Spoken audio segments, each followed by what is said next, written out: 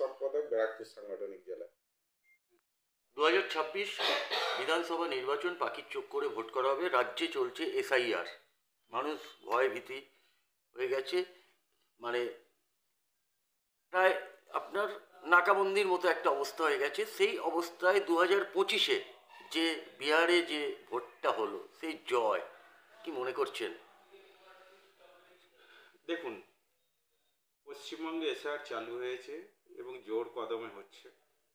মানুষ স্বতঃস্ফূর্তভাবে প্রত্যেকটা বাড়ি বাড়ি যে যাচ্ছে বিএলওরা এবং বিএলএরা, তাদের প্রত্যেকের কাছে ফর্ম নিচ্ছে এবং ফর্ম জমা দিচ্ছে। তো এসআর একটা প্রক্রিয়া, যে প্রক্রিয়ার মাধ্যমে আপনি যে ভারতীয় নাগরিক এবং ভারতবর্ষের ভোটার সেটা পরিষ্কার হয়ে যাবে।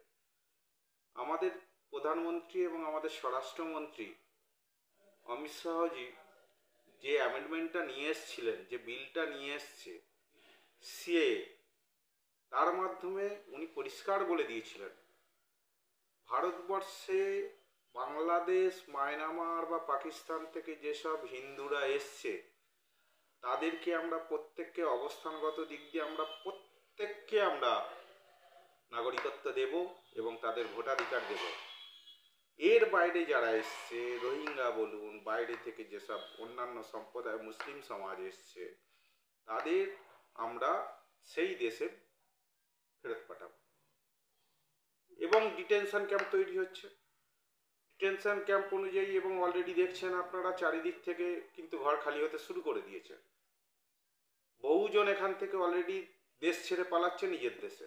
যারা এতদিন এসছিল বাইরে থেকে, সেখানে ব্যবসা বাণিজ্য, ফুটপাত দখল করা থেকে শুরু করে মারপিট, হাঙ্গামা, যত রকমের ধর্ষণ বলুন, মানে পশ্চিমবঙ্গটাকে অরাজকতার দিকে ঠেলে দিচ্ছিল, আজকে তাদের অর্ধেক খালি করে হয়ে গেছে।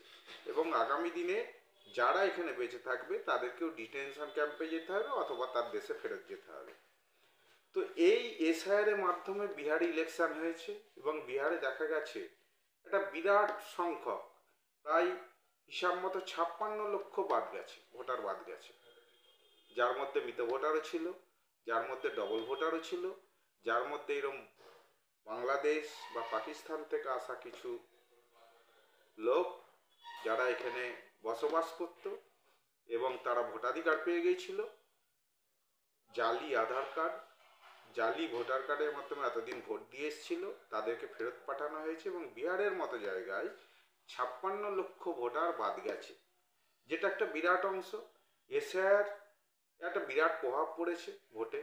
2025 ইলেকশনে যেটা দেখা গেল, মানে ভারতীয় জনতা পার্টি আগাগোড়া বলে আসছিল আমরা নিরঙ্কুশ গরিষ্ঠতা পাব, এবং বিরোধীরা বলে আসছিল এবার বিজেপি এবং জোট, এনডিএ জোট ভেঙে যাবে। এই এনডিএ জোটের আর কোনো অস্তিত্ব থাকবে না বিহারের বুকে। তো কি দেখা গেল না, মানুষ শান্তি চায়, মানুষ স্বস্তি চায়, মানুষ ইকোনমি ভালো হোক সেই জায়গাটা চায়, কলকারখানা যাতে যায়, সমস্তটাই বিহারে অলরেডি 20 বছর ধরে এনডিএ জোট শাসক দল হিসেবে কাজ করছে এবং সেখানে দেখা গেছে সেই রকম ডেভেলপমেন্ট হয়েছে, যার জন্যই বিহারবাসী ঢেলে আজ পর্যন্ত যেটা হয়নি আর রেকর্ড সংখ্যক সিট নিয়ে এনডিএকে জিতিয়ে নিয়ে এসছে। আমি বিহারবাসীকে এর জন্য ধন্যবাদ জানাবো। বিহারবাসীর কাছে আমরা ভারতীয় জনতা পার্টির পক্ষ থেকে আমরা সকলেই মানে গর্বিত যে ওনারা এই ধরনের একটা ডিসিশন নিয়েছেন এবং বিহার আগামী দিনে, বিহারে যে ডবল ইঞ্জিন সরকার যেটা প্রতিস্থাপন হয়েছে এবং হতে চলেছে, তাতে দেখা যাবে বিহার ভারতবর্ষের একটা জায়গায় তৈরি হয়ে গেছে। 5টা স্টেটের মধ্যে বিহারও একটা স্টেট থাকবে, এটুকু আমি বলতে পারি।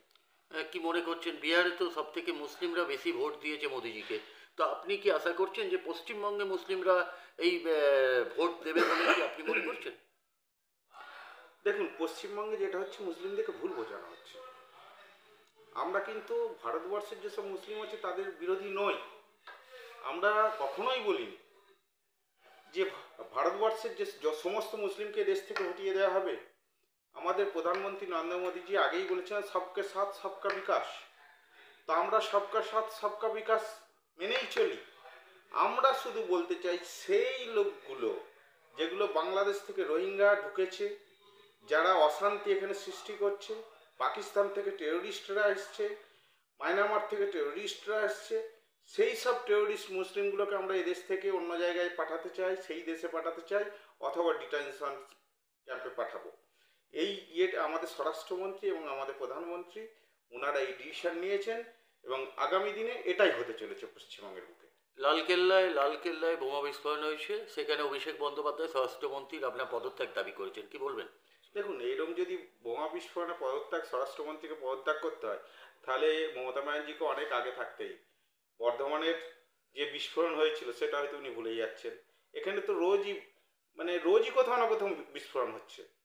এই বিস্ফোরণের জেরে যদি আমাদের স্বরাষ্ট্রমন্ত্রী অমিত শাহজিকে পদত্যাগ করতে হয়, তাহলে মমতা ব্যানার্জিকে দুদিন অন্তর মানে মাসে 10 বার করে পদত্যাগ করতে হবে। টিএমসি নেতারা বলছে বিহারে মানে যে আপনারা জিতেছেন, মানে এইখানে কোনো ইফেক্ট হবে না। আমি বলি, বিহার পশ্চিমবঙ্গে লাগোয়া, বিহার, উড়িষ্যা, পশ্চিমবঙ্গ, ঝাড়খণ্ড, এগুলো প্রত্যেকের সাথে একটা কানেকটিভ আছেই, কারণ এগুলো সব ইস্টার্ন রিজনে পড়ে। এবং এখানকার যদি আপনি দেখেন মানুষের ধরন মানে বাসস্থান, থাকা, এদের অনেকটা একই রকম। এবং বিহার যেভাবে ডেভেলপ করছে সেটা পশ্চিমবঙ্গবাসী যেভাবে দেখতে পাচ্ছে, আমার মনে হয় না গুজরাটবাসী এসে সেই জিনিসটা দেখতে পাচ্ছে, কারণ অনেক ডিস্টেন্স ওদের। আমরা ভৌগোলিকভাবে বিহারের একদম পাশেই অবস্থিত। আমরা জানি বিহার কিভাবে ডেভেলপ করছে। আমাদেরকে অন্তকে যারা একটু ব্যবসার সাথে যুক্ত কি চাকরির সাথে যুক্ত যেই হোক, বিহার তাদের আনাগোনা আছেই। হতে পারে ইউপি যেতেও সময় লাগে, কিন্তু বিহার যেতে তো সময় লাগে না। কাজেই বিহারের এফেক্ট পশ্চিমবঙ্গে অবশ্যই পড়বে। বিহারের ডেভেলপমেন্ট পশ্চিমবঙ্গবাসী দেখছে, বিহারে কিভাবে মানুষ শান্তিতে বসবাস করছে, যেটা ওই পশ্চিমবঙ্গ থেকে চলে গেছে, শান্তিটাই চলে গেছে। মানুষ সন্ধেবেলায় মহিলারা বাইরে বেরোতে পারছে না, এখানে চাকরি বলে কিছু নেই, এখানে মানে এতটাই দৌরাত্ম্য, এতটাই অরাজকতা, এতটাই টেরোরিস্টদের আনাগোনা। সেই হিসেবে পশ্চিমবঙ্গবাসী আর এই সরকারটাকে চাইছে না এবং 2026-এ এই সরকারের বিসর্জন হবেই হবে। এসআইআর যে বিহারে যে হলো, আপনার একটা লং প্রসেসে একটা হয়েছে। পশ্চিমবঙ্গের ক্ষেত্রে আপনার একদম একদম শর্ট টাইমের ভেতরে এই এসআইআরটা কমপ্লিট করার চেষ্টা করছে।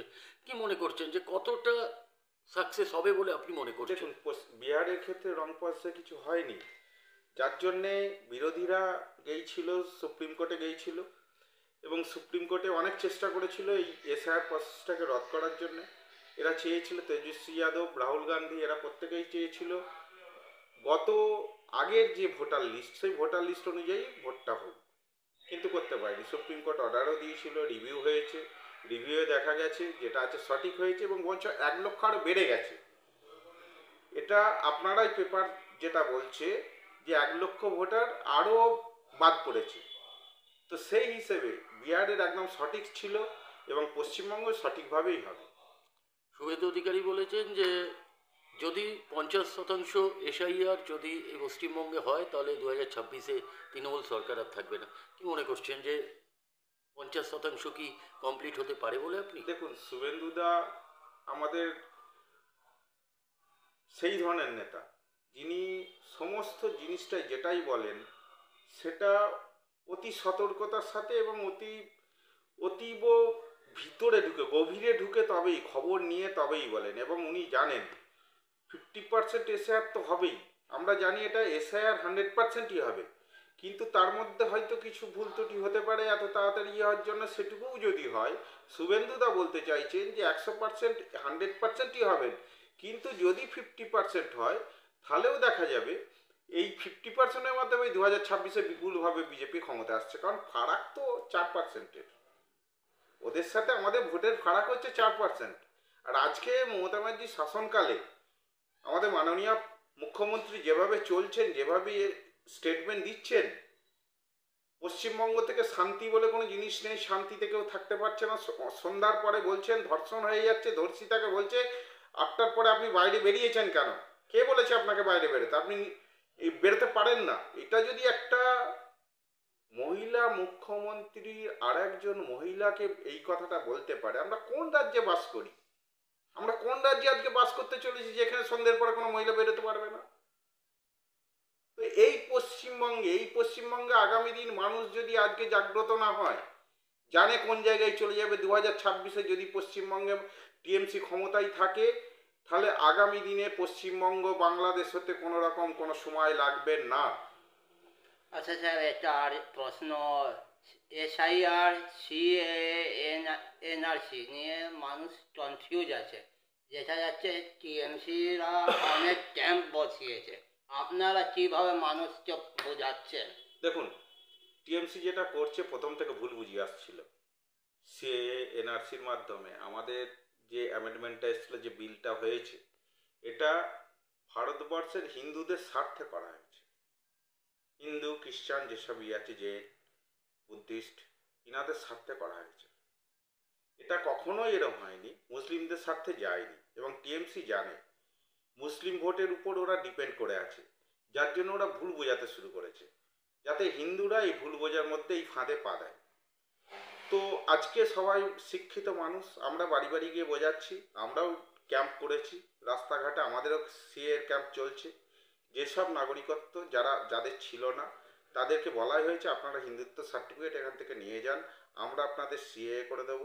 আপনারা অবশ্যই ভোটার হবেন এবং ভারতবর্ষে এরপরে বুক ফুলিয়ে বলতে পারবেন আমি ভারতবর্ষের নাগরিক, আমি ভারতবর্ষের ভোটদাতা। তো সেই হিসেবে সিএ বা এনআরসিকে ভয় পাওয়ার কিছু নেই। এটা এরম একটা প্রসেসের মাধ্যম দিয়ে যাচ্ছে। আগামী দিনে যেসব হিন্দুরা এখানে আছে, তারা একটা হিন্দু এখান থেকে বাদ যাবে না, এটুকু গ্যারান্টির সাথে বলতে পারি, কারণ আমাদের স্বরাষ্ট্রমন্ত্রী বলে দিয়েছেন যে একটা হিন্দু যেন এখান থেকে না বাদ পড়ে। আমাদের দলের কর্মীরা, আমাদের দলের সৈনিকরা সেইভাবে লড়ে যাচ্ছে। এবং কোনো হিন্দু যদি ভোটার লিস্ট থেকে বাদ পড়ে লিগালি, তারা এসে আমার কাছে এসে বলুক, আমার দলের কাছে যে কোনো কর্মীর কাছে গিয়ে বলুক, আমাদের দায়িত্ব থাকবে তাদেরকে ভোটার লিস্টে নাম তুলে দেওয়া। ঠিক আছে।